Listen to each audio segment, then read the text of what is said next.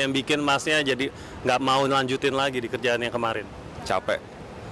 Capek.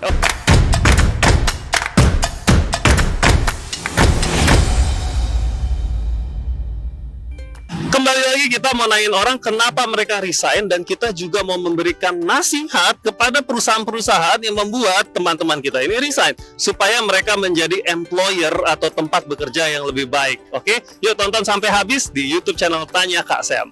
Halo Mas, siapa sini? Iman. Halo Mas, namanya siapa? Nama Hanif, Mas Hanif, saya Samuel. Mas Hanif, sekarang kerjaannya sebagai apa nih? sebagai HR. Halo, namanya siapa Mbak? Anggun, Oke, Mbak, namanya siapa? Sari. Mas Iman pernah resign nggak?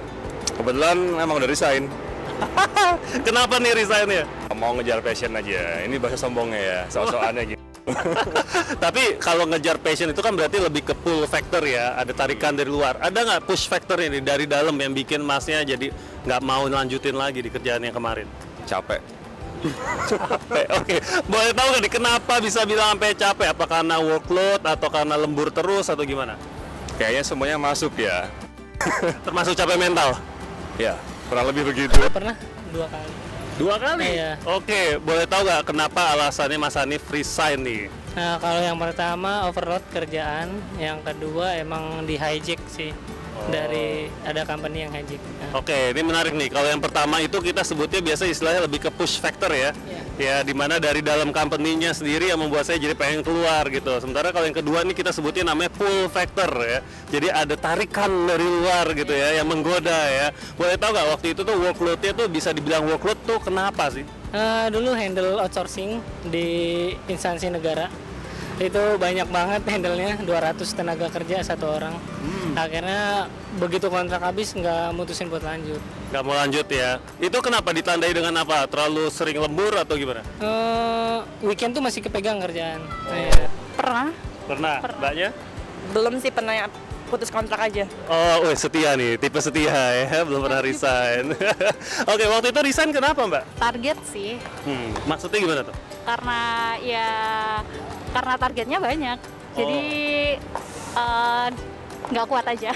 Oh, nggak terlalu pressure gitu ya. Boleh tahu nggak sih waktu itu targetnya apa? Sales atau apa? Sales, iya sales. Oh, target sales ya. Oke, tapi akhirnya nggak merasa nggak kuat gitu. Sekarang masih kerjanya sebagai sales? Kalau sekarang nggak sih. Oke, jadi udah tobat ya? Iya, kalau bisa keluar dari sales sih. Kalau bisa. Kalau boleh kasih nasihat ke tempat kerja yang sebelum-sebelumnya gitu ya. Kira-kira nasihatnya apa nih Mas? Nasihatnya yang jelas, secara jam kerja mau salary lebih balance. Mungkin juga untuk kalau ada lembur-lembur itu juga lebih bisa diperhitungkan. Terus yang jelas untuk jam kerja juga jelas ya, dari jam berapa jam berapa. Jadi kualitas pegawainya pun juga sehat. Wih, valid point ya. Jadi tadi karya saya nangkep boleh lembur tapi jangan terlalu over gitu ya. Terus ya kalau misalkan ada pekerjaan yang lebih, ya rewardnya juga lebih dong. Harus lebih sesuai dong. Jangan rewardnya itu aja, pekerjaannya naik terus gitu ya. Hire orang lagi sih, itu jobnya masih bisa dipecah. Jawaban orang HR beda ya. Dia tahu banget nih, ini kayaknya jobnya masih bisa dipecah. Ini cerdas sekali ya. Oke, lalu kalau yang tadi itu yang pull factor yang membuat jadinya tertarik untuk di hijack sama perusahaan lain apa nih? Oh, dari personal interestnya ya, kali aku tertarik sama perbankan ya. Aku di hijack oleh fintech company. Terus ya salary juga kali ya. Ya itu sih pasti. Oke, mantap. Jadi ada salary dan juga ada interest terhadap bisnisnya ya. Lebih ini aja sih, pendekatannya ke karyawan aja sih. Jadi kayak jangan terlalu otokratik.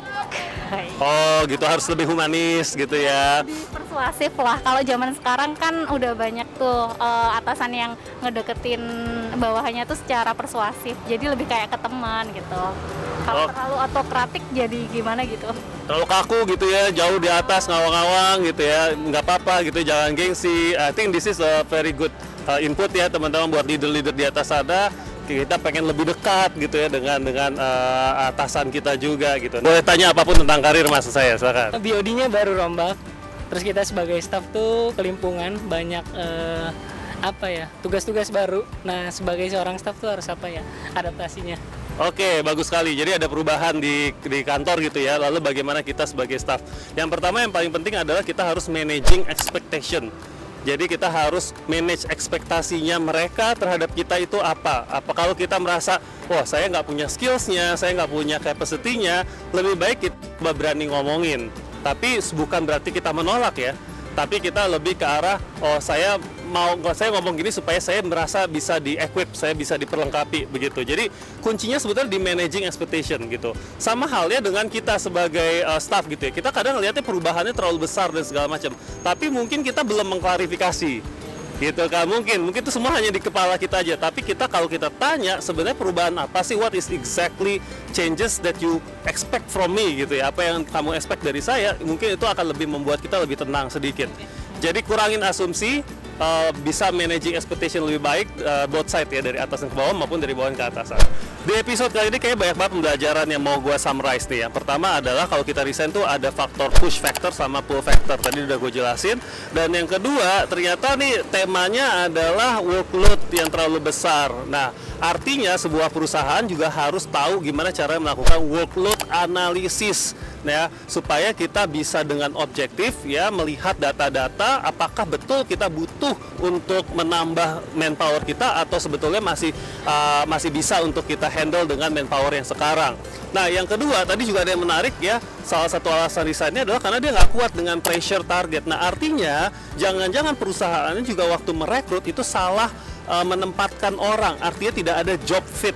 Karena memang tidak semua orang itu nyaman diberikan target sales gitu ya. Dan bukan berarti dia orang yang jelek, tapi hanya saja penempatan ya antara passionnya dia, antara dirinya dia gitu ya dengan posisi ya atau pekerjaannya itu kurang tepat. Jadi kita belajar di sini buat para perusahaan, business owner di luar sana, jangan lupa untuk bisa menempatkan orang yang tepat di posisi yang tepat juga. Jadi itu 2 key takeaways dari episode kali ini. Semoga bermanfaat baik buat business owner maupun buat teman-teman yang lagi bekerja sekarang. So thank you dan jangan lupa nyalain notifikasinya di YouTube Tanya Kak Sam. Bye bye.